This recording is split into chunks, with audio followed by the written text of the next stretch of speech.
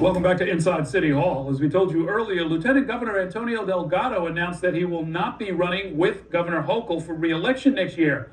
In a scathing response, the governor's office said that Delgado is not interested in doing the job and that she's begun looking for a new running mate for her re-election bid next year.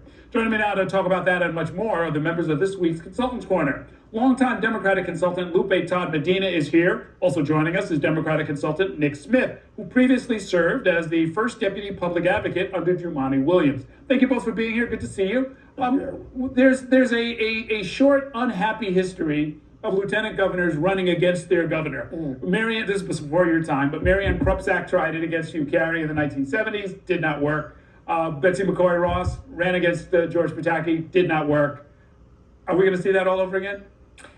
It seems that that's what we're going to see. I do remember the Betsy McCoy Ross one. I remember that. I was living in Buffalo then, but I do remember that. We might see that again this time around, but I don't know how how he runs and wins. She controls the political apparatus of the state of New York, and he was working as the lieutenant governor. So what is he running on? What other than you are displeased with your boss? What does he run on? Right. This could be a workplace dispute, right? Not a political dispute. I mean, but in fact, let's not get ahead of ourselves. But based on what he said, and I guess he said this on social media, is what I saw of the statement that was put out by the lieutenant governor. He said that he's not going to run with her. He didn't say if he's going to run separately or against her or run at all. He might be planning a career change.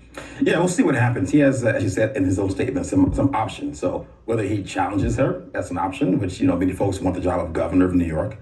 We'll see what happens. But I actually wonder, what was he assigned to do? I've seen him doing press conferences all across the state, and that's a thing that LGs do, I guess. And I think the governor has her own political problem here. If you're losing a person of color as your LG, who's next? And then, what do you assign them to do? It can be a do-nothing job or something substantial. So the question is, who's next and what's next? Well, she's right. She's had some bad luck with lieutenant governors, right? The first one, Brian Benjamin, got indicted. He was later cleared. They dropped the charges after the main complaining witness died. But that was a problem. She now has Antonio Delgado. I guess you can't completely absolve her. She picked him, right? She picked him. I don't know if they had a relationship before. I don't believe she did before she picked him. But yeah, she picked him.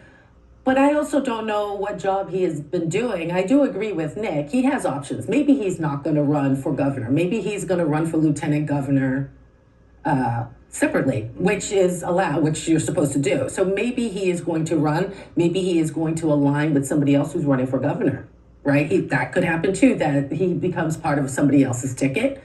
Who knows? No, he's a very smart guy. Look, he's a Rhodes Scholar with a law degree. He could run for attorney general or anything else if he wanted to, right? Sure, he could. Well, answer this for me. Are there people who underestimate the governor? I hear so much loose talk about people, whether it's Michael Lawler on the Republican side, apparently Antonio Delgado on the Democratic side, who either think she's not doing the job right, or they're going to run against her, or they're going to disrespect her. The prelude to all of this was Antonio Delgado getting out in front of the governor and saying that Joe Biden should not run for re-election, and getting ahead of the governor and saying Eric Adams should step down when these were not the positions of the administration. Why do people treat her that way? I'll say this, and I went to school in Buffalo. I started my political career in Buffalo, so I've seen Buffalo politics up close and personal, and it is cutthroat. The fact that she has gotten as far as she has gotten, to me, says that this is a woman who can play the game, who knows the sport. I think where she has had problems, it's that I think she sometimes gets too much into her head.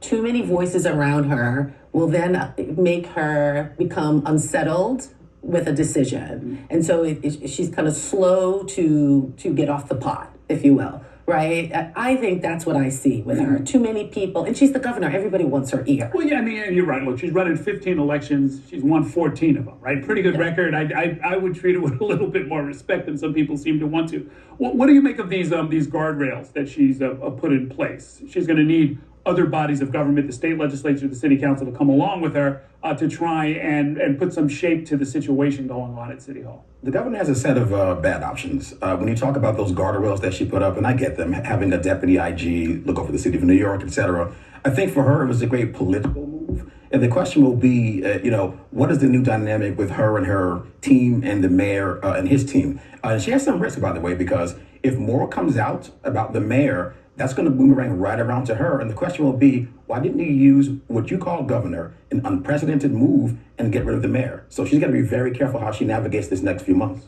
I didn't think it was right what she did right now, right? Because this is an election year. Anything that she did would appear as political. This was the best of the worst options. Mm-hmm. Well, 120 days until the election, so whatever's going to happen, the voters are going to probably get the last word. Let's take a short break now. We've got more to talk about with these consultants.